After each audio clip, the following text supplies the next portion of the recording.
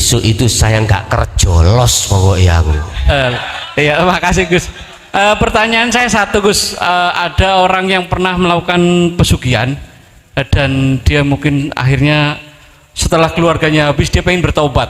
Apakah dengan sirul asror bisa memutus perjanjian dengan yang seperti itu Gus? Terima kasih. Assalamualaikum warahmatullahi wabarakatuh.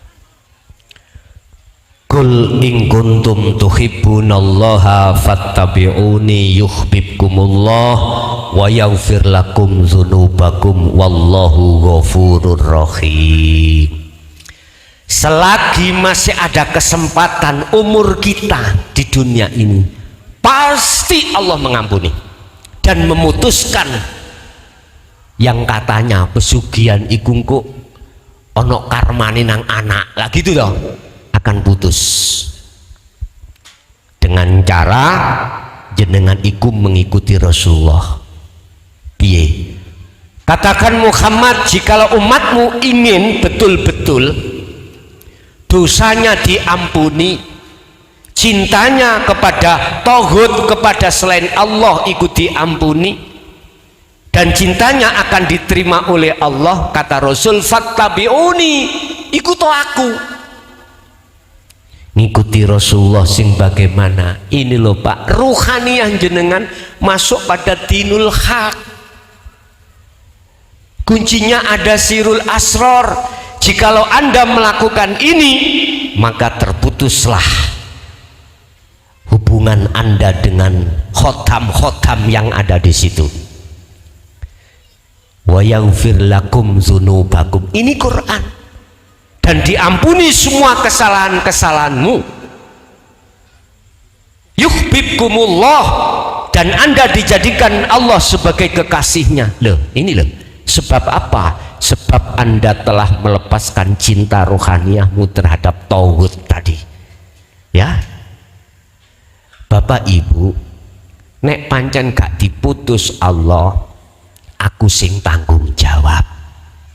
Karena Quran, saya berani di sini. Quran itu adalah undang-undang yang paling tertinggi yang mungguh umat Islam, paling tinggi. Setelah itu as-sunnah, setelah itu ijma' qiyas. Saya memakai undang-undang yang tertinggi dalam surah Ali Imran ayat 31 tadi. Yuhibbukumullah wa yaghfir lakum dzunubakum, dengan catatan masih ada kesempatan. Mana kesempatan ini? Sisa hidup kita, umur kita tinggal berapa tahun, Bos? Gak ono sing roh. Gak ada yang tahu sisa umur kita. Apakah tinggal 1 tahun, 2 tahun, puluhan tahun? Gak ada yang tahu. Lekaslah kau bertobat, lekaslah kau wa anibu ila rabbikum, kembali pada Tuhanmu. Jikalau kau betul-betul kembali kepada Tuhanmu, min qabli ayatiyakumul adab, sebelum datangnya kematian, summatun sorun, maka akan mendapatkan pertolong. Apa pertolongannya? Yaghfir lakum dzunubakum, dosa-dosa yang telah kau lakukan, baik tentang dosa jasmani, lebih-lebih tentang dosa rohani, menyekutukan Allah dengan tauhid, ini dihapus oleh Allah. Guys, ini jaminan Pak. Urusan kita mau dan tidak mau terserah kita masing-masing. Jadi sesuai dengan pertanyaan, pasti Allah mengampuni dengan catatan masih ada kesempatan. Sebab wallahu ghafurur rahim, Allah itu maha pengampun. Oke, ada lagi? Assalamualaikum Gus. Waalaikumsalam. Perkenalkan, saya Wilopo dari Wiradesa Gus. J. Saya ingin menyampaikan pengalaman saya dalam menjalankan dzikir Sirul Asror. Siap. Akhirnya mencapai kesadaran bahwa semua yang ada di muka bumi itu bermanfaat. Bahkan nyamuk, lalat, bahkan belatung pun, cacing pun ada manfaatnya. Tapi kok kebalikannya di saat kita kholwat, Gus. Di saat kita kholwat itu mengapa semua menjadi hilang, musnah, bahkan diri saya itu sadar tidak ada, menyadari kehilangan tidak ada. Hubungannya bagaimana Gus antara yang sirul asrol yang saya jalani pada saat di kesadaran fisik sama pada saat kholwat? Matur nuwun Gus. Assalamualaikum warahmatullahi wabarakatuh. Waalaikumsalam warahmatullahi wabarakatuh. Menungso iku ada dua kelompok hatinya dalam konteks iman. Pertama, masih menganggap selain Allah itu bisa mendatangkan manfaat dan mudarat. Iki proses. Manusia yang pertama, hatinya itu ada iman bahwasanya selain hidup, kalau saya menyebut hidup itu bukan sifat loh ya, menyebut Allah bukan nama, tapi sesuatu yang maha-maha, yang laisa kamislihi syai'un. Ada kelompok hati manusia konteks iman itu masih percaya selain Allah itu bisa mendatangkan manfaat dan mudarat. Ini benar miturut pandangan syariah. Fakta logikanya memang seperti itu. Allah menciptakan segala hal apapun pasti ada satu sisi unsur negatif, juga sisi unsur positif. Lah, disitulah kita akhirnya beriman si makhluk ini selain Allah itu bisa mendatangkan manfaat dan mudarat. Oke, iman secara akal nggak salah, benar secara syariat. Tetapi ketika saat jenengan kholwat untuk menuju makrifat Allah, beda lagi nanti. Kalau sudah sampai pada kesadaran penuh, iki nek cara ilmu sejati Pak, tujuan kita sholat daim, kholwat atau topo, kita tinggalkan semua aktivitas dohiriyah untuk dalam diri ini ada satu kesadaran penuh bahwasanya selain Allah iku la yanfa' wa la yadhurra, tidak bisa mendatangkan manfaat dan mudarat itu bahaya. Nah, ketika saat jenengan iki berkholwat, yang tujuan kholwat adalah menyepikan keakuan diri sebagai makhluk itu yang mengapa-mengapa, artinya nafi, membersihkan keakuan diri atas kemakhlukan itu yang bisa mendatangkan manfaat dan mudarat. Setelah itu isbat, menetapkan keakuan diri Allah itu yang segala-galanya. Posisi yang seperti ini walaupun secara syar'i dohir mengatakan makhluk ketika saat mendatangkan manfaat dan mudarat, iman jenengan itu sudah jatuhnya tidak pada makhluk tapi terhadap hidup yang meliputi makhluk. Jadi Bapak Ibu, di sini ada kelompok yang kedua yang bersikekeh begini. Ini mengki kelompok kedua ini nek ditemokno mesti tarung. Yang satu memakai akal, kalau tidak ada uang ya nggak bisa. Mana imannya pada makhluk. Yang satu semua karena Allah, bukan karena uang. Itu bukan karena makhluk, tapi karena Allah hidup itu. Wis gelut Pak wong loro iki. Amriye mboten gelut, dinetral nih. Ngene lho, Cok. Nyun sewu. Apapun yang muncul pada makhluk, ya, itu manakala tidak diizini Allah dilintasi, nggak akan pernah berbuat apa-apa. Apakah manfaat atau bahaya, tidak akan pernah bisa. didasari innaka la tahdi man ahbabta walakinallaha yahdi mayyasha. Memang koyoke sing aweh syafaat itu Muhammad. Memang koyoke yang memberikan hidayah petunjuk ajaran iku Muhammad. Tapi jikalau di situ tidak ada Allah dalam diri Muhammad, ya Muhammad itu tidak bisa apa? Ya seperti patung ngadeg nih loh, Pak. Nggak bisa bergerak apapun, nggak bisa. Isoi bergerak, ada yang menggerakkan, baru netral, Pak. Nek wonten mriki netral. Nahdiyin itu duduknya di sini. Jadi merukunkan golongan kiri dan golongan kanan. Jadi memang begitu Pak faktanya. Ketika kita kholwat, kesadaran penuh, di situ iman hanya pada keakuan Allah atas segala-galanya. Cuman biar netral, yaitu tadi wis Allahnya yang aweh dilewatkan si A, si B, si C, begitu. Karena ini di dunia artinya selama kita di dunia ini masih berada, jasad ini masih berfungsi, yo tetep sik butuh mangan, butuh ngombe, nggih mboten? Tapi bukan perkara makanan dan minuman itu yang menghilangkan lapar dan dahaga, tapi sesungguhnya Allah yang meliputi itu yang menghilangkan. Kalau bahasa sederhana Allah, tapi ojo di iman lo ya, Allah menyandarkan terhadap, memacaskan terhadap makanan dan minuman, akhirnya lapar, rasa dahaga itu hilang. Paham nggih?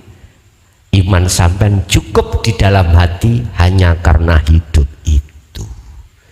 Jadi dua kelompok ini akan tarung manakala bersikukuh masing-masing. Kelompok kiri itu benar menurut kacamata syariat, kelompok kanan benar menurut kacamata hakikat. Biar netral, wong loro iki ada di tengah-tengah. Bentuknya itu tadi innaka la tahdi mayyasha. Bapak Ibu, koyok-koyok Muhammad iku dijadikan lintasan hidayah, petunjuk, syafaat terhadap umat. Tapi sejatinya yang memiliki syafaat itu hanyalah Allah. Surat Az-Zumar ayat 44. Kul, katakan Muhammad kebenaran ini. Lillahi ku tetap kedue Allah opo asyafaatu utawi pertolongan jami'an kelawan sekabehane. Muhammad katakan sesungguhnya syafaat itu milik Allah, bukan milik Muhammad. Gak usah jauh-jauh Pak. Hari ini katakan he mukhlason, petunjuk bimbingan iku teko aku, bukan milikmu. Loh itu loh, paham nggih? Jadi sampean keliru nek nyawang makhluke aku yang aweh bimbingan, bukan. Sebetulnya itu Allah. Innahu bikulli syai'im muhit. Allah meliputi diriku, dengan Allah itulah akhirnya muncul suara, muncul pembahasan dan lain sebagainya. Begitu Pak nggih? Ada lagi buah duku, buah pepaya. Mumpung ketemu neono persoalan yo bertanya, monggo. Assalamualaikum warahmatullahi wabarakatuh. Waalaikumsalam warahmatullahi wabarakatuh. Niki Gus kula badhe tanglet. Ada sesuatu hadis yang mengatakan di saat itu sahabat Rasulullah itu berkata, sungguh beruntung saya langsung bertemu dengan Rasulullah yang bisa menimba ilmu tauhid. Terus Rasulullah langsung menjawabnya, lebih beruntung lagi di akhir zaman umatku yang tidak pernah bertemu saya tapi bisa mempelajari ilmu tauhid. Nah, kata sahabat, siapa itu ya Rasulullah? al ulama warisatul anbiya. Nah, dari istilah al ulama warisatul anbiya tersebut itu saya pernah mendengarkan dari ayat surat Ali Imran ayat 49. Itu ciri-cirinya al ulama warisatul anbiya, yang artinya Gus, Allah akan menjadikan Ali Imran sebagian, ayat berapa Pak? ayat 49. 49. Itu ciri-ciri dari tiga ciri tersebut Gus. Yang dimaksud ayat tersebut itu karena Al-Quran itu kan banyak istilah perumpamaan Gus. Nah, di situ yang artinya Allah menjadikan sebagian seorang rasul kepada Bani Israel, sesungguhnya aku telah datang kepadamu dengan tanda dalam kurung mukjizat dari Tuhanmu. Sesungguhnya aku membuatkan bagimu sesuatu dari tanah yang berbentuk seperti burung. Lalu aku meniupkannya sehingga menjadi seekor burung dengan izin Allah. Yang kedua, aku menyembuhkan orang yang buta sejak dari lahir dan orang yang berpenyakit kusta, buras, atau menghidupkan orang yang mati dengan izin Allah. Aku beritahukan kepadamu apa yang kamu makan dan apa yang kamu simpan di rumahmu. Sesungguhnya pada yang demikian itu sebenarnya benar terdapat tanda kerasulan bagimu jika kamu orang-orang yang mukmin. Nah, dari maksud tiga ciri itu tadi, itu apa maksud menghidupkan seekor burung, yang kedua menyembuhkan penyakit kusta ataupun buras, yang ketiga menghidupkan orang yang mati, itu maksudnya seperti apa Gus? Itu jadi sesuatu tanda al ulama warisatul anbiya, supaya kita tidak keliru Gus. Ngeten Gus. Assalamualaikum warahmatullahi wabarakatuh. Waalaikumsalam warahmatullahi wabarakatuh. Burung itu hewan asali iku mati. Dengan mukjizat itu burung itu asalnya mati menjadi hidup. Artinya apa Pak? Ketika jenengan iku melihat fisik burung, mata dohiriyah kita, ainul basyariyah ini ketika melihat burung, makhluk itu nggak punya status hidup, nggak punya, tapi dia kok hidup. Ruhaniyah meripat hati sampai harus melihat Allah di situ. Ketika hati ini sudah bisa melihat Allahnya di situ, berarti kan bertemu. Berarti wal awwal wal akhir wal dhahiru wal batin wal dhahir. Dhahir berarti njaba jenengan, luar jenengan, berarti makhluk burung. Kalau jenengan mengatakan hati iman bahwasanya burung itu hidup, burung berarti bukan termasuk tanda penerus kanjeng Nabi.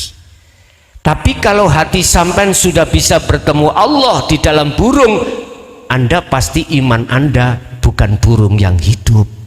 Burung itu tetap mati. Karena Allah disitulah seakan-akan burung itu hidup. Berarti hidup milik siapa? Milik Allah. Burung tidak bisa, tidak memiliki hak sifat hidup, nggak bisa. Berarti yang bersifat hidup adalah alladzi asra bi abdi, yang menggerakkan burung itu. Kalau hati seseorang sudah sampai di situ, imannya hanya Allah di situ yang hidup, maka itulah salah satu tanda kalau dia itu termasuk tabi'in. Kalau hadis al ulama warasatul al anbiya. 1, 2. Dengan mukjizat itu akan menyembuhkan penyakit kusta. Padahal penyakit ini nggak ada tombone iku kecuali dari Allah. Artinya apa, Pak? Jangan dianggap penyakit fisik, Pak. Iki penyakit hati.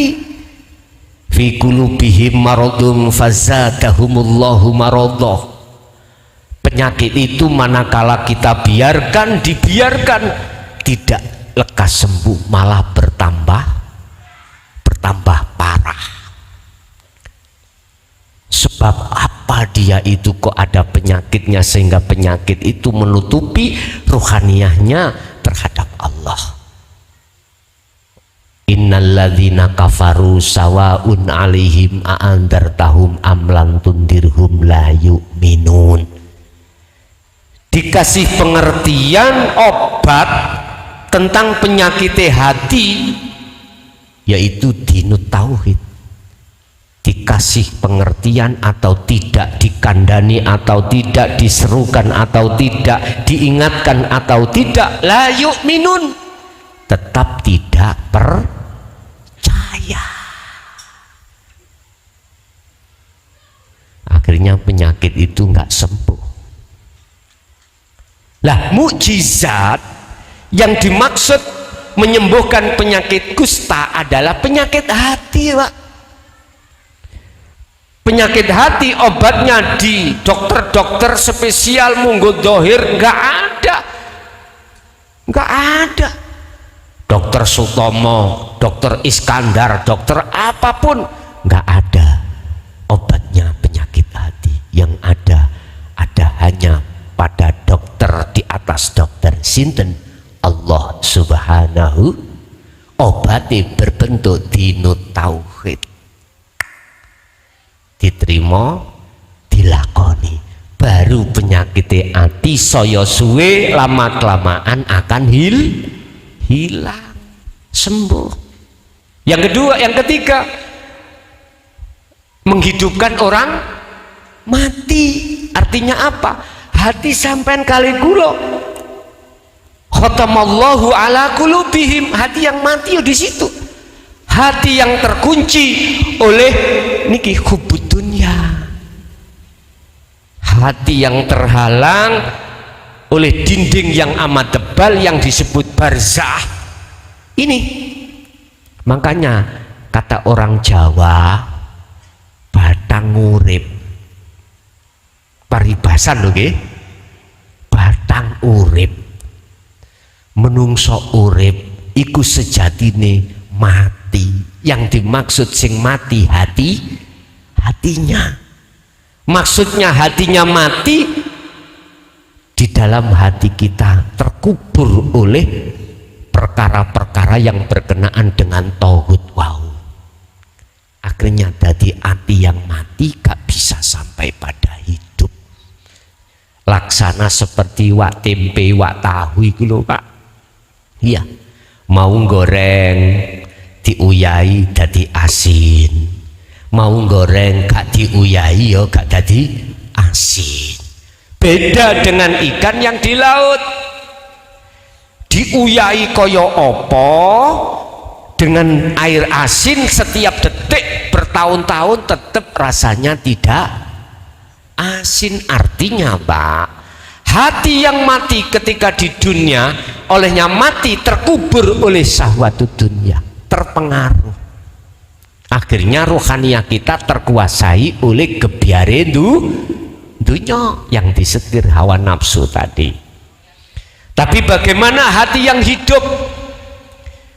Ya laksana seperti ikan yang hidup di lautan.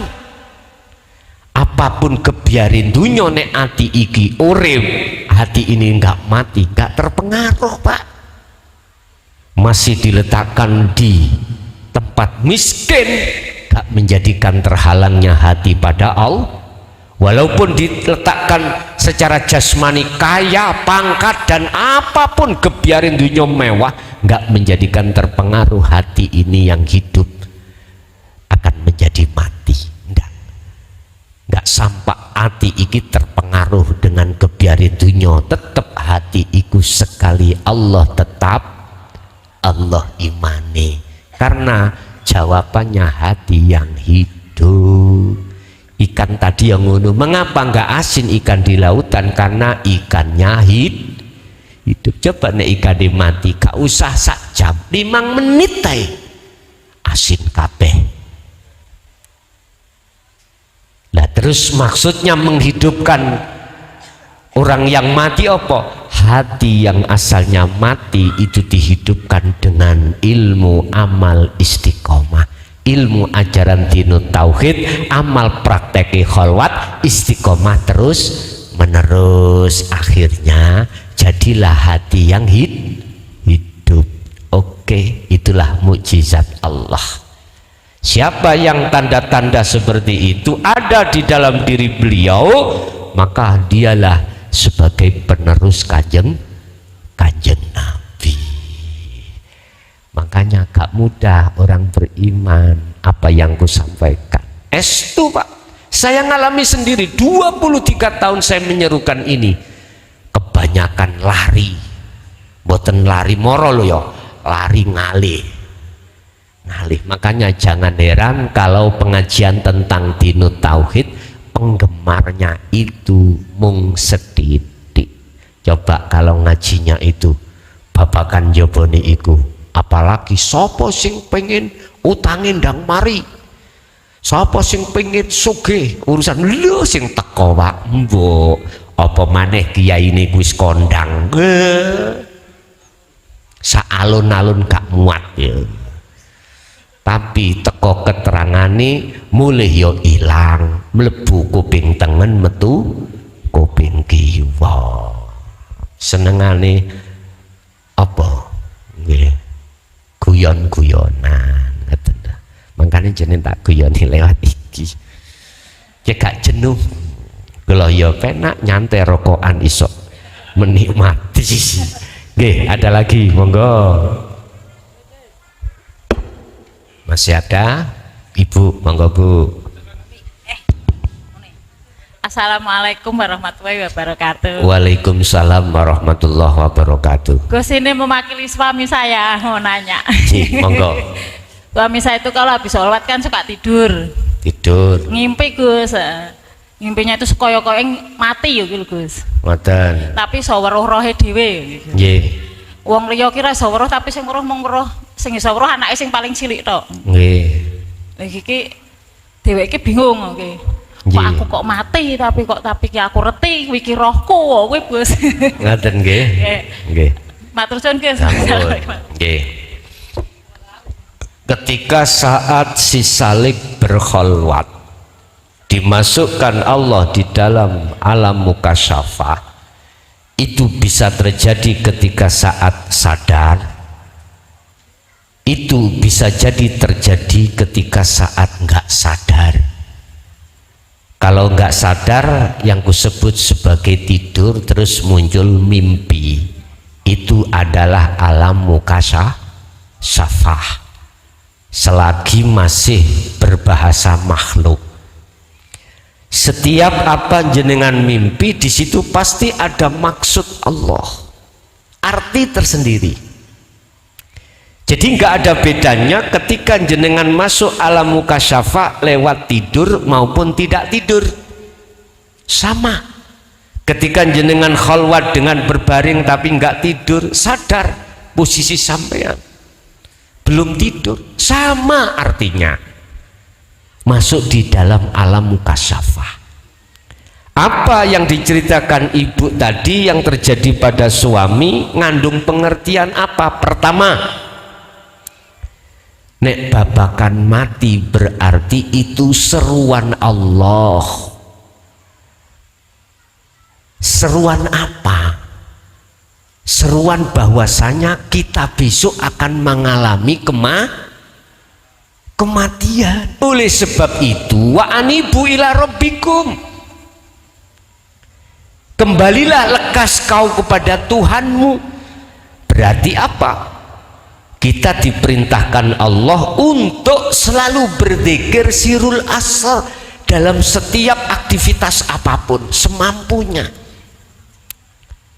Mengapa di situ kok ya bisa melihat ruhnya sendiri? atau anaknya yang terkecil, ngaten nggih. Ngeten Pak Bu. Itu mengandung pengertian bahwasanya makrifat itu, bertemu itu, yang melihat dan yang dilihat itu satu pelaku, itu namanya ahad. Artinya yang melihat Allah, yang merasakan mengimani Allah, ya sing diimani ya Allah. Jadi antara ruh, rasa, cahaya, hidup itu satu kesatuan. Artinya sudah tidak ada perbedaan, la farqa bainahum, tidak ada bedanya. Namanya ahad itu tunggal, tunggal itu enggak ada lain. Wah iki mangko sisuke dijaluk sisuke. Lagune Dani. Itu lagu Aku Ini. Nah, itu ahad pilih ya. Itu nanti wis sisuke dijaluk kono. Jadi pertama adalah seruan lekaslah kita kembali kepada Allah. Yang kedua maknanya itu menegaskan bahwasannya kalau sudah dimusyahadah itu antara yang melihat dan yang dilihat itu satu pelaku, yaitu wujud yang sejati. Wujud yang sejati, yang melihat dan yang dilihat itu satu pelaku. Bahasa Quran disebut innani ana, yaitulah ana. Yang dimaksud aku yaiku dimudahno akune Allah. Ngoten nggih? Ada lagi, monggo. Oke. Monggo Pak yang sebelah sana. Mic-nya di sana nggak ada.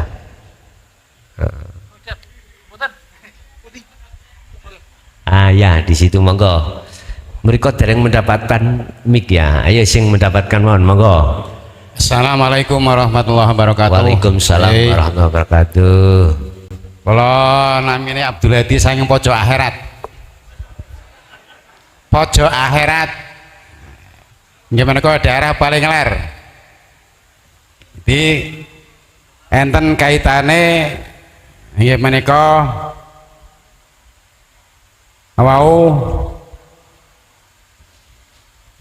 ten surat Yasin inna nahnu nuhyil mauta wa naktubu ma qaddamu atharahum ten mriku sing sepindah. Terus kados pundi hukumipun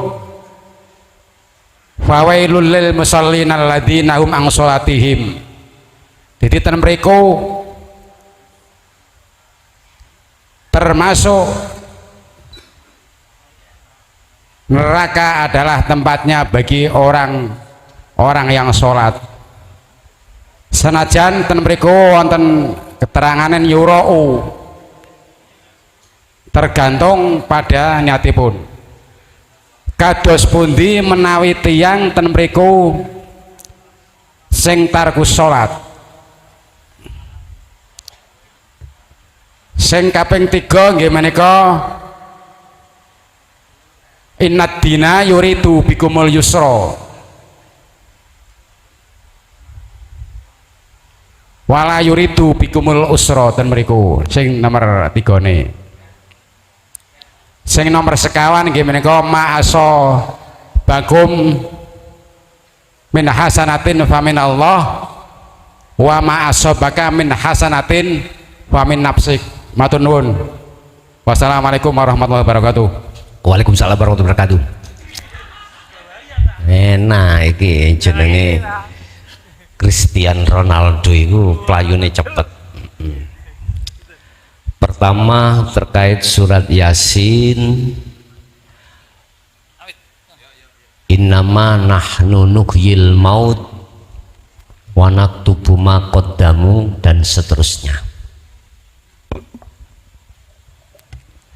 Ini mengandung pengertian bahwasanya kalau boleh saya katakan jenengan iki lekaslah merasa menjadi patung. Sebab asalnya kita tidak ada, diadakan, asalnya kita mati, dihidupkan, terus dimatikan, nanti dihidupkan kembali. Berarti posisi kita dalam sisi hakikat adalah lekaslah kita menuju kesadaran penuh kalau kita sesungguhnya itu adalah patung makhluk ini. Artinya semua apa yang terjadi pada diri kita nggak boleh kita akui, harus kita sandarkan semua itu datangnya dari Allah. Yang pertama. Untuk yang kedua apa tadi? Lupa mboten kula catet. Miki dibekto Pak. Miki wis mlayu ah. Oh ya. Surat apa itu?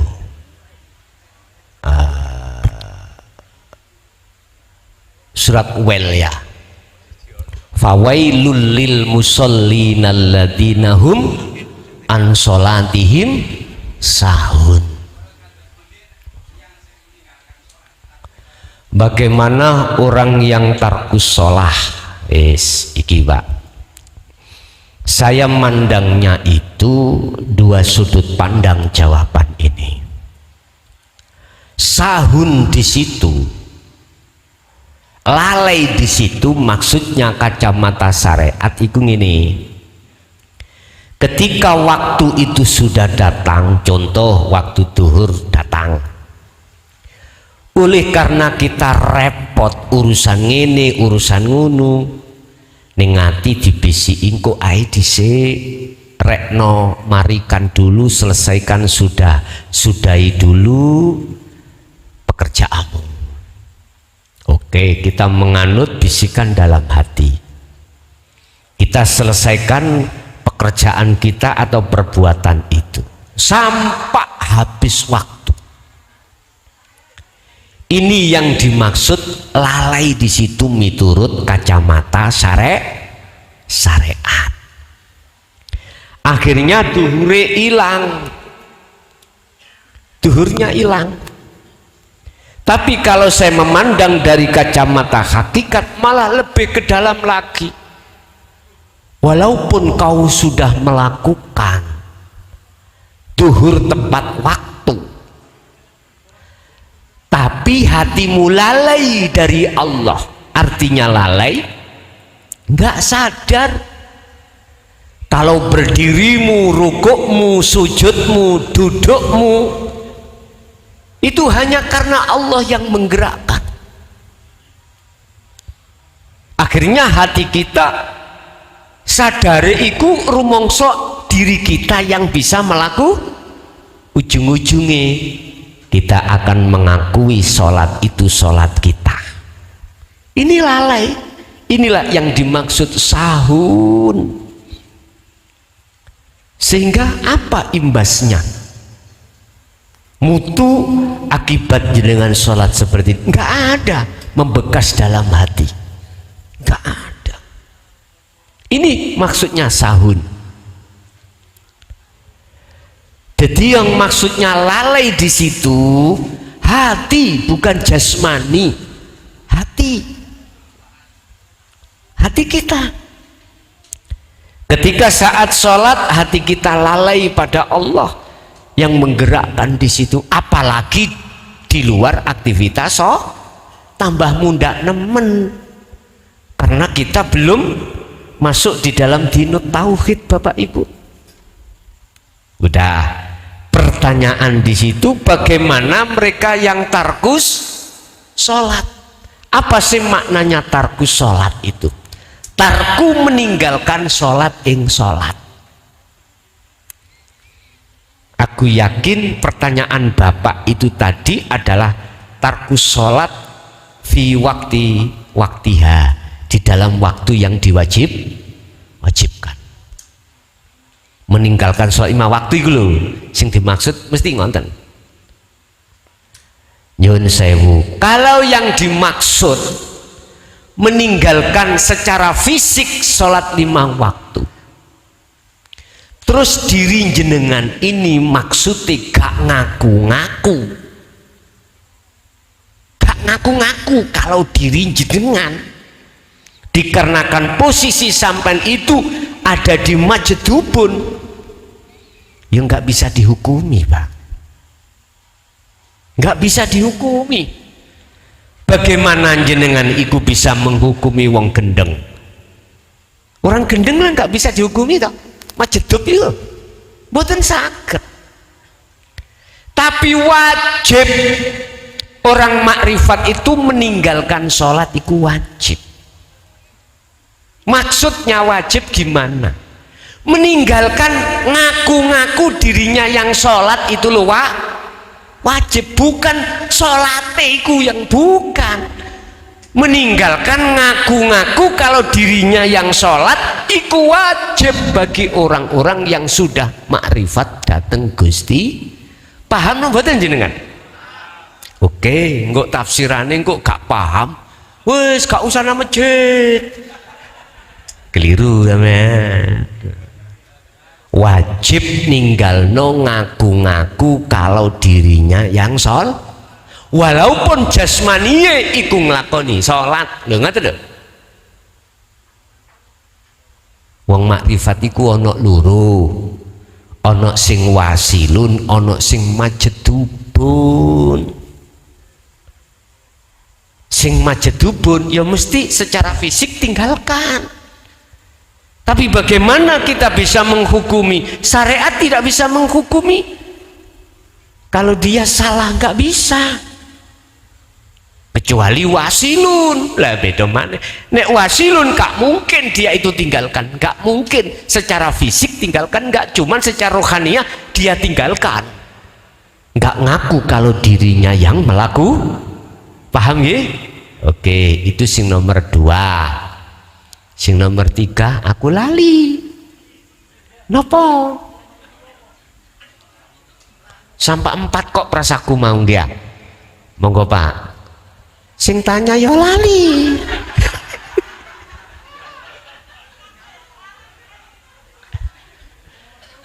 Oh sampai niling-niling Pak.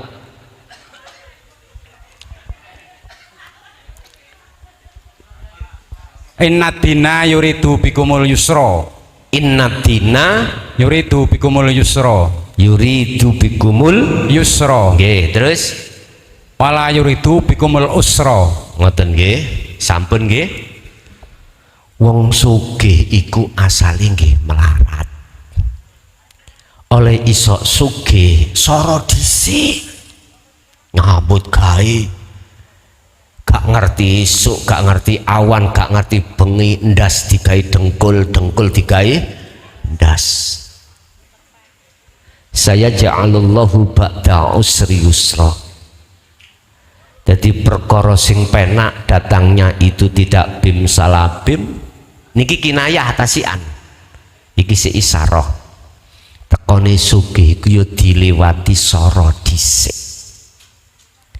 Jenengan pingin sampai nuju kebenaran hati yang hakiki, enak-enak wong do turu jenengan melek berangkat nang tirta ngaji, enak-enak sing liya ning omah kelon ambek bojone kemanten anyar berangkat ngaji.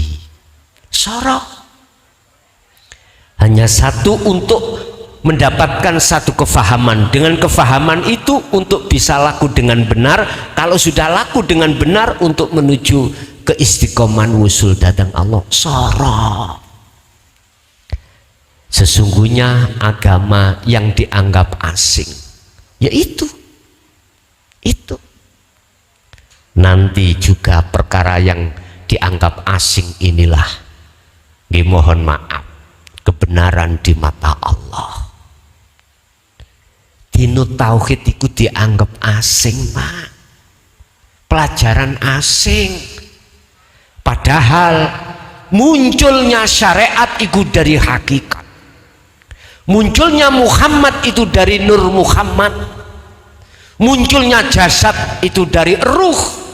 Coba Bopo biung ungkrep, ora enek Nur Muhammadi, ora enek Roy, dadi ya wujud dohir, ora dadi.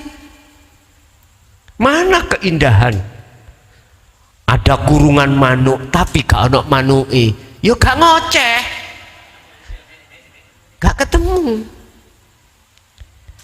Mohon maaf datangnya memang seperti asing Pak, tapi itulah yang mahal.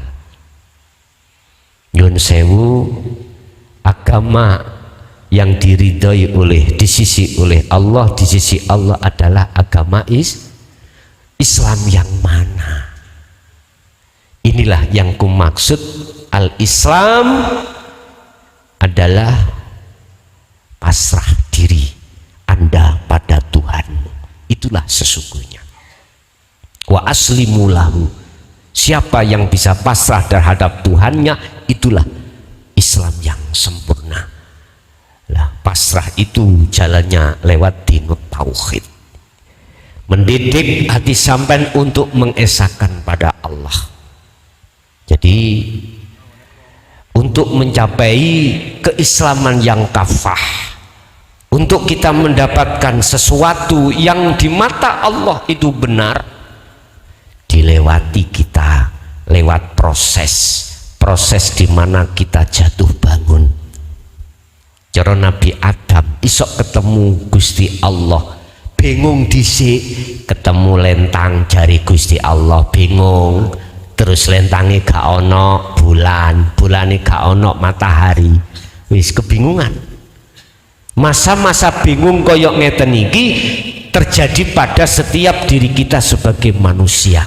Artinya belum ketemu Allah yang sebenarnya. Tapi ketika saat ini wajah tu wajia, jenengan masuk dalam kebenaran yang hakiki yang tidak bisa diganggu gugat dari segi manapun, disalahkan dari segi manapun tidak bisa, maka disitulah jenengan itu yang disebut sebagai orang yang sudah tahu, sudah bertemu. Sama jenengan kesini ada yang sudah tahu tempatnya, ada yang tidak. Yang belum tadi nggak bingung sih ya. Di mana ya alamatnya ini? Saya bingung. Tapi bagi mereka yang sudah sering kesini, nggak ada kebingungan walaupun belum nyampe di sini. Tapi ketika saat bingung sampean ikut sampean alami terus menerus, maka jatuhlah kalau sudah di sini nggak ada bingung. Boleh ketemu bidua ngoten nggih. Wis niku Pak nggih, dadi agama yang diasingkan ini oleh umat manusia pada umumnya itu akan muncul kebenaran. Itulah dinut tauhid. Nggih. Terus ada yang keempat tadi. Yang apa? Halo.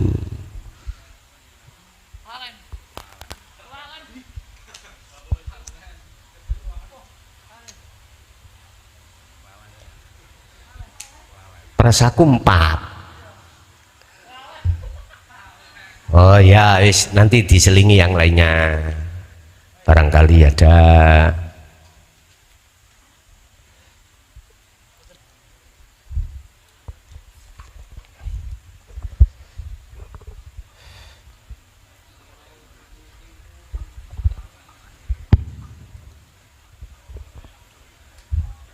Terima kasih Pak Kiai atas wekdalipun. Nggih. Niki enten pertanyaan titipan Pak Kiai. Nggih.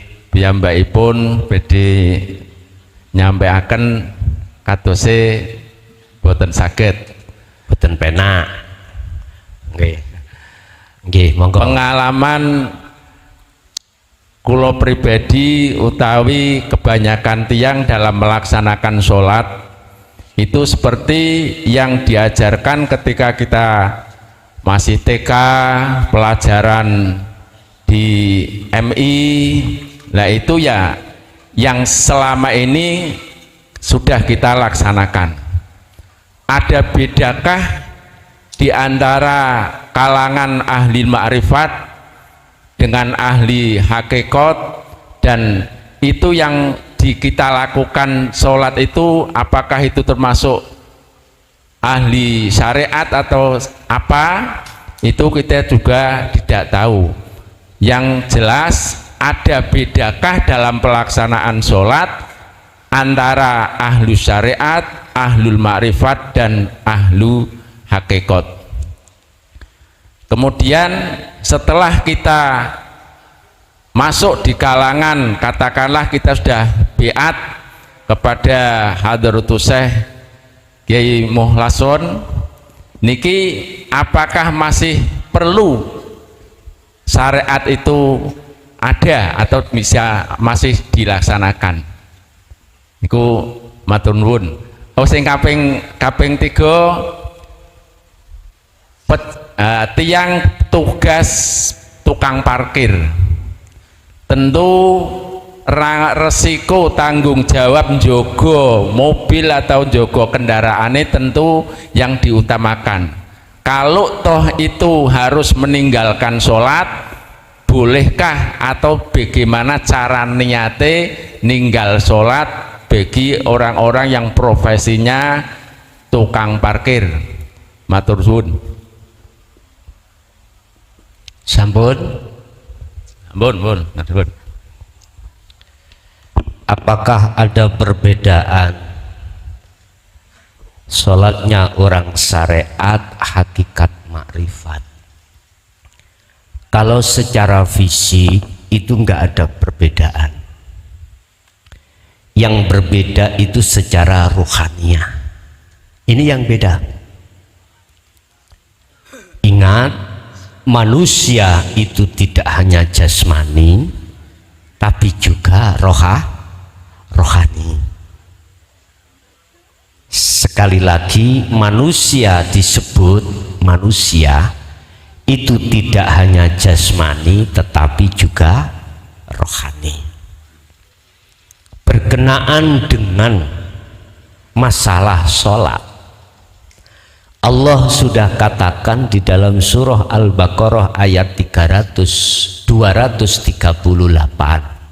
Al-Baqarah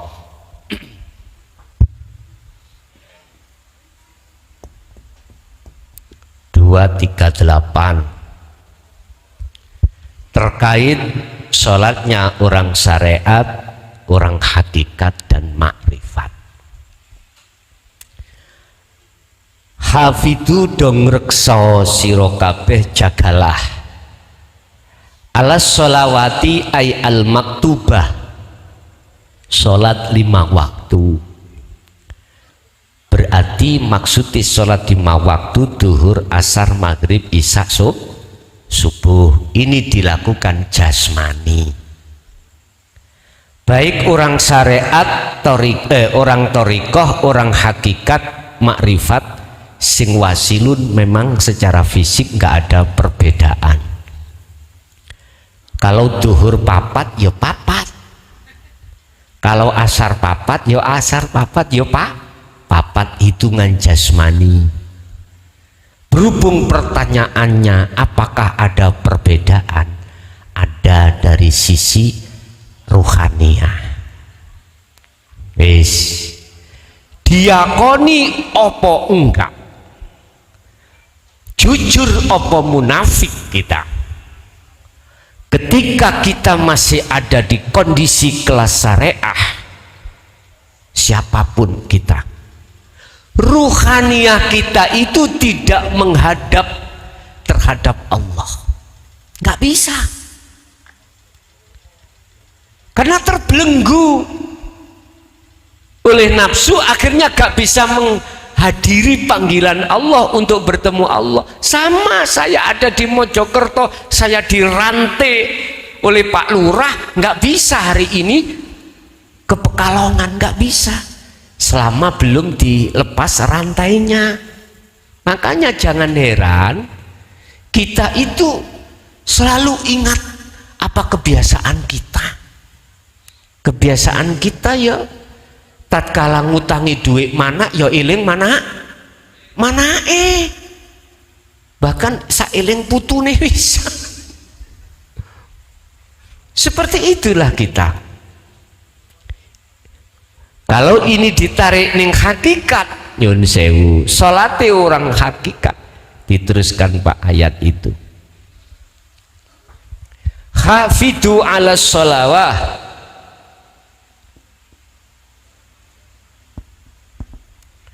Yang kedua wassolatil wusta.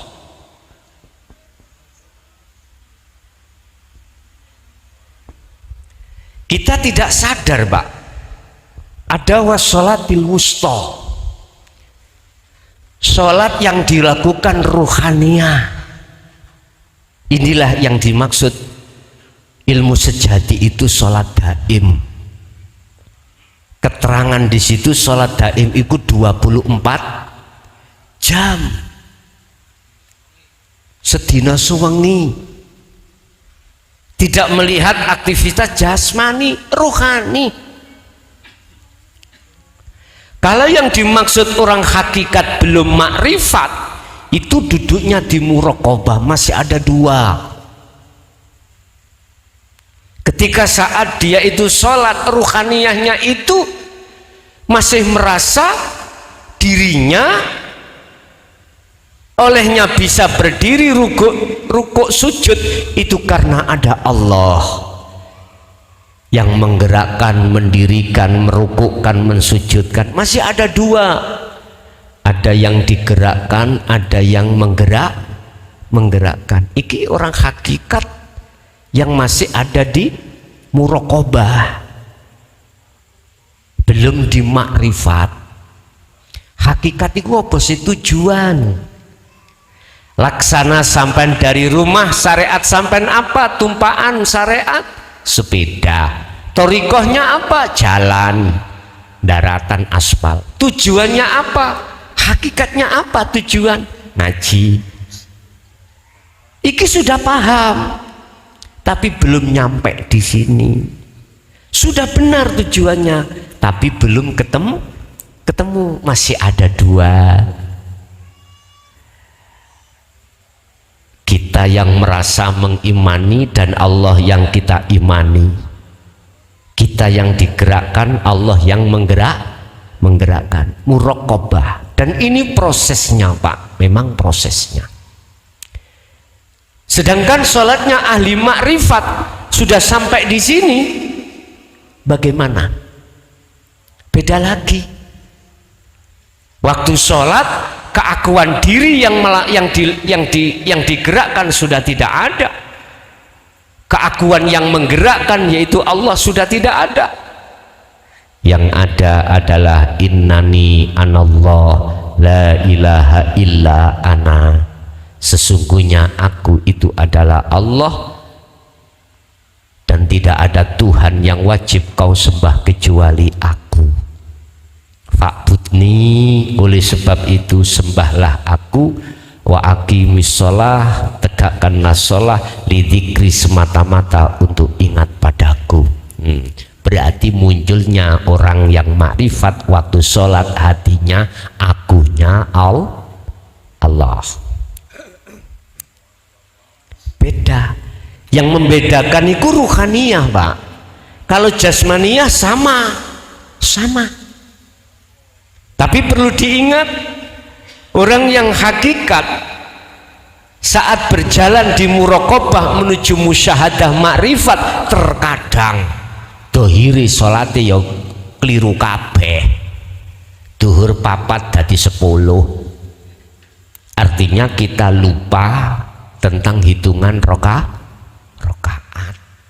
karena asyiknya Anda bermuhadasah, berbicara dengan Allah, akhirnya lalai hitungan rokaat.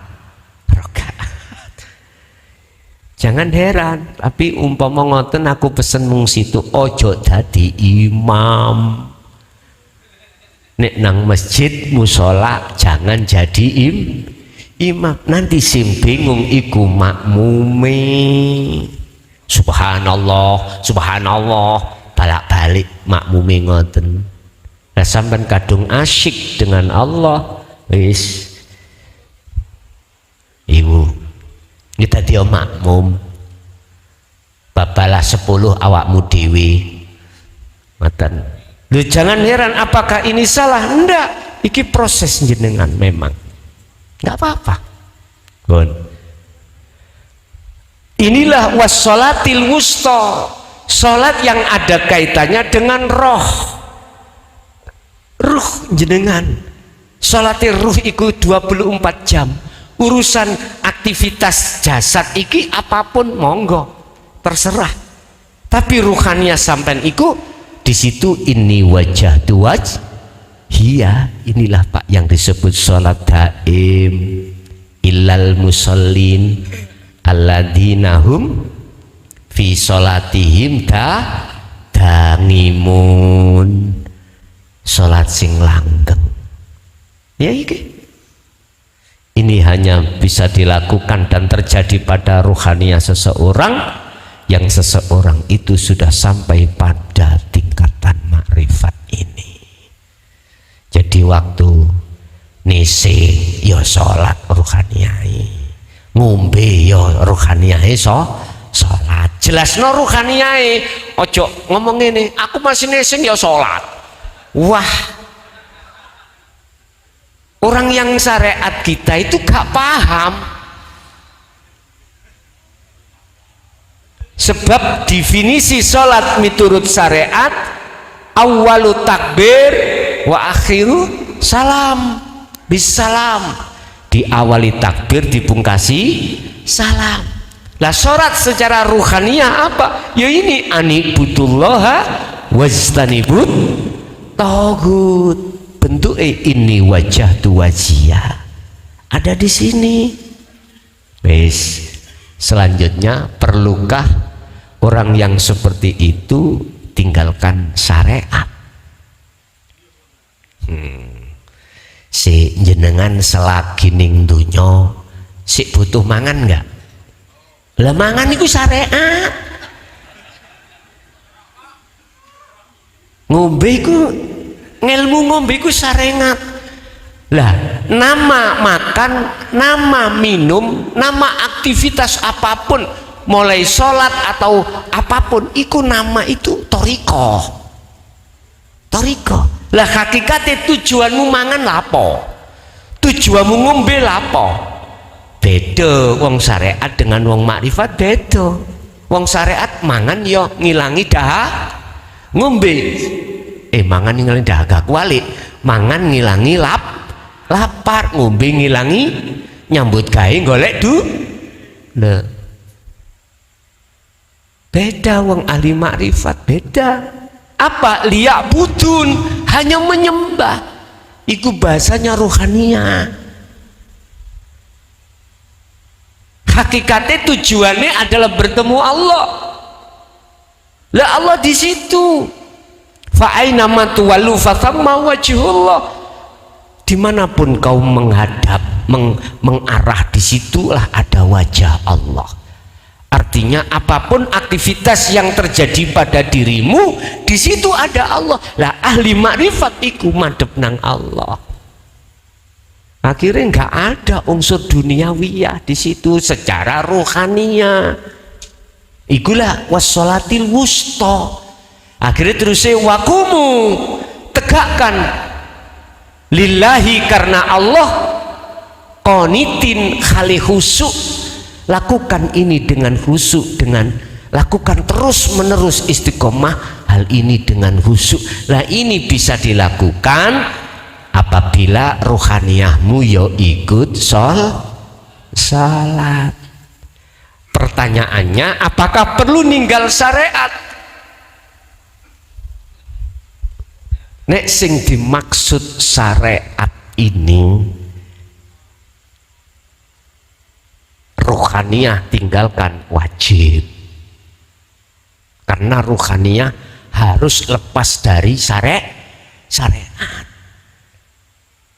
Nek jasmaniyah enggak iso, sebab rohaniyah jenengan sudah lepas dari kurungan, ketemu dengan Allah. Nek jasmaniyah boten saged, tidak bisa. Lah makan iku ya syariat, minum ya syariat, kerja ya syariat. berhubung jenengan sistem wasilun tarku syariah iku batesi ono ruhaniyah jenengan harus tinggalkan togut niki wastanibu togut karena anda sudah terlepas dari togut ketemu Allah. Contoh tak kasih tahu paribasane jenengan tadi syariati kesini sepedahan ya toh torikoi jalan hakikatnya tujuannya jenengan ngaji. Kalau sudah sampai di sini ini makrifat syariatmu manganti sepedai mosok mlebu ini lah mboten toh diparkir. Itu artinya ruhaniyahmu itu kalau yang dimaksud tinggal syariat wajib karena sudah di makrifat wajib. Kalau jasmaniyahmu mohon maaf gak bisa.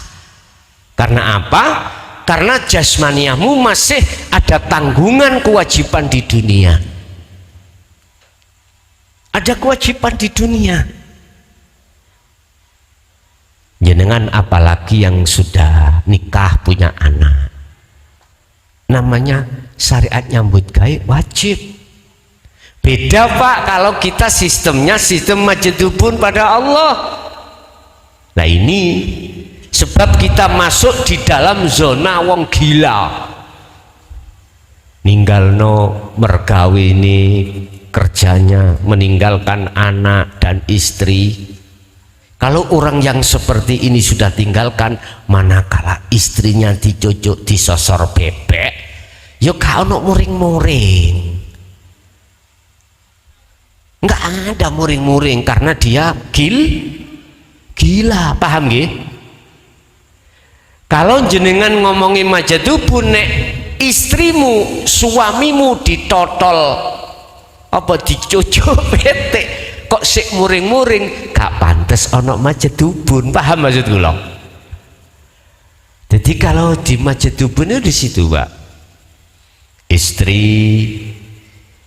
itu disosor banyak saking gede nih katut banyak akhirnya streaming minggat kuwi yo gak susah malah matur suwun gak ngingoni dah jenengan di PHK yo gitu gak susah malah matur suwun nah jenenge wong gila lho Pak. Wong kesadaran akal tidak difungsikan Allah tentang dunia, apalagi kesadaran ruhania terhadap dunia lepas wis. Laksana seperti orang tidur. Wis lali saya itu pakai baju apa ya wis lali. Orang tidur lho Pak. Orang tidur dikasih apa-apa lah nggak mau. Nggak dimakan. Pak D iki ono rawon ya gak dimakan karena orang coba kasihkan yang nggak tidur. Bapak Ibu jadi di sini melihat ya. Jadi saya sendiri itu memberikan sistem wasilun secara ruhaniyah hatimu wajib tinggalkan selain Allah. Tapi secara jasmaniyah tidak bisa. Yang kedua, tinggalkan syariat. Tukang parkir saking sibuke akhirnya meninggalkan sholat. Yang dimaksud sholat ini secara syariat atau secara hakikat? Ini jawabannya ada dua. Sekarang kita bahas secara syariat dulu. Tukang parkir dia itu waktu duhur saking sibuk-sibuknya akhirnya dia meninggalkan duhuri. Terus bagaimana ini?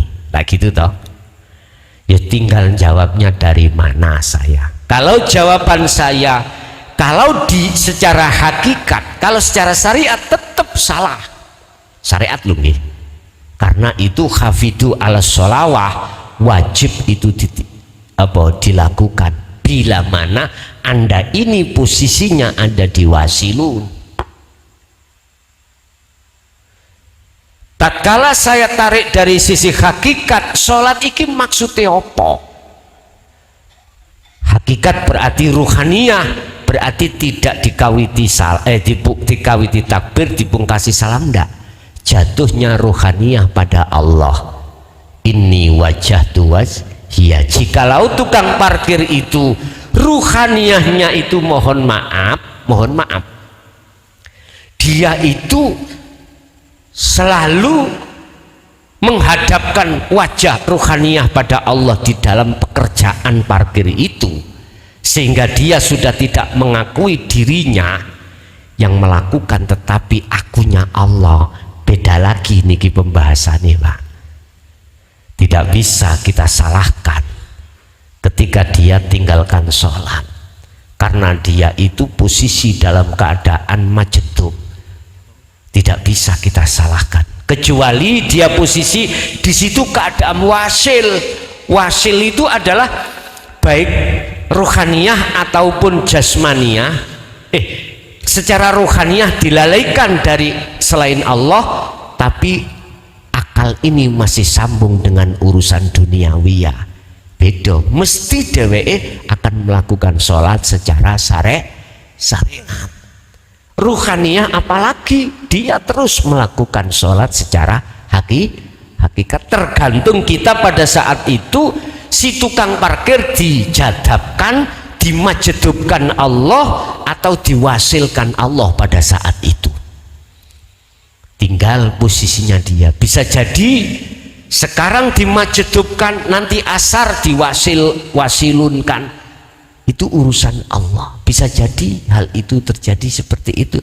Jadi majedub itu tidak hanya 24 jam, kadang dimajedubno, kadang diwasilno.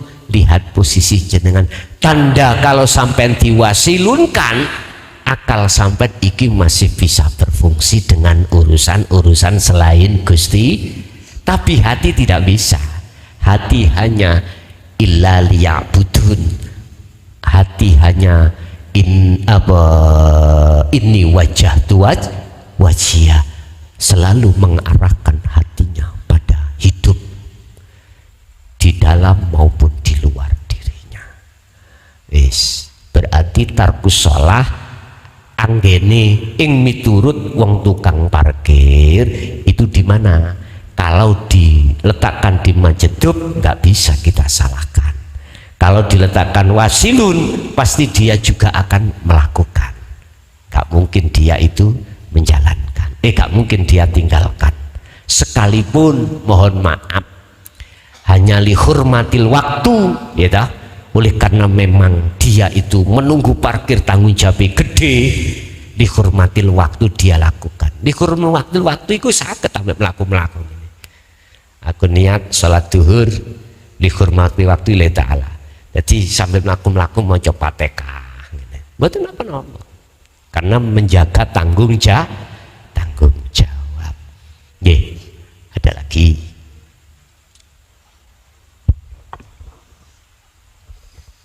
Assalamualaikum Gus.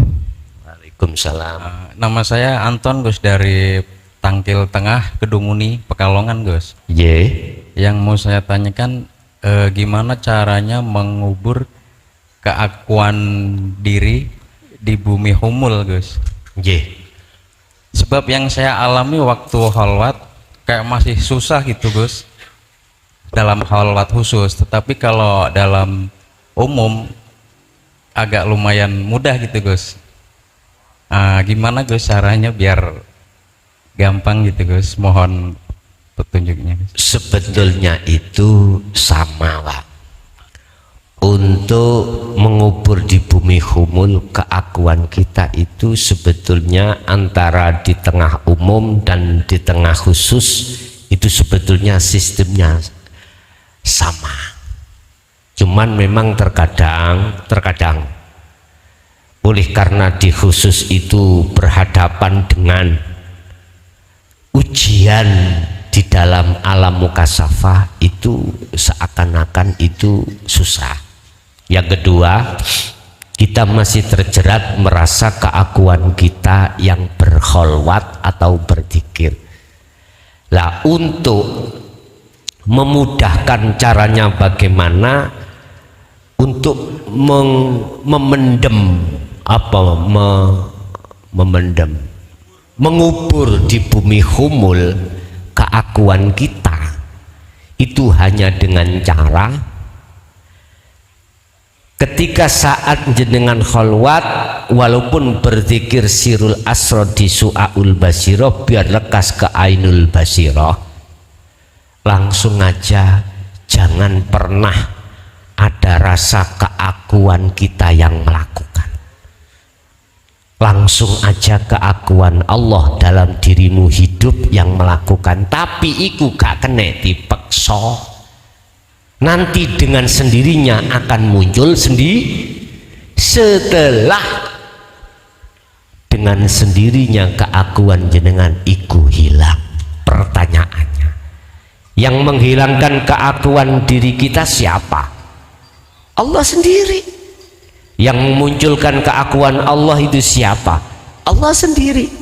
Berarti mengalirlah seperti air, kemana itu mengalir. Jadi apa namanya? Sumeleh wa aslimu lahu. Berarti wis pasrah. Bah saya itu dijadikan onde-onde, dijadikan jemblem, wis apa kata yang membikin, gitu aja. Kalau kita bicara proses ilmu gini, Pak, yo lekas dalam hatimu, jangan kau akui kalau kau yang kholwat, kalau kau yang berzikir. Nah terus ya wis langsung aja hidup dalam dirimu yang melakukan, itulah Allah sebetulnya. Ya udah, itu bahasa ilmu. Ketika dipraktekno wis pasrah, pasrah pun jenengan pasrah, wis terserah. Ketika praktek lo ya isini mung pasrah. Ketika ilmu yaitu tadi, tapi ketika laku pasrah pun. Itu cara spesifik ketika Anda pingin mengubur di bumi humul. Lah jikalau yang dimaksud bumi humul itu andai kata biar coro ruhaniyah sampean subur, maksudnya di pendem bumi humul duduk keakuan kita apa? Ketajalian Anda akok nonang Allah. Apapun yang terjadi pada diri jenengan, akukan terhadap akunya hidup sing jeru, berarti nanti munculnya subur hidup itu. Ini kalau yang dimaksud bumi humul di situ adalah keakuannya Allah. Berarti sampai kudu lebih besar mendatangkan apa? Gerakan utawa tekanan akune Allah kudu lebih dibesarkan. Kalau jenengan membesarkan volume keakuan Allah dari dirimu, berarti bisa saya katakan keakuannya Allah kau pendem di bumi humul. Berarti subure hidup dalam hatimu akune Allah semakin melebar. Berarti makrifatnya semakin luas. Begitu. Oke, ada lagi.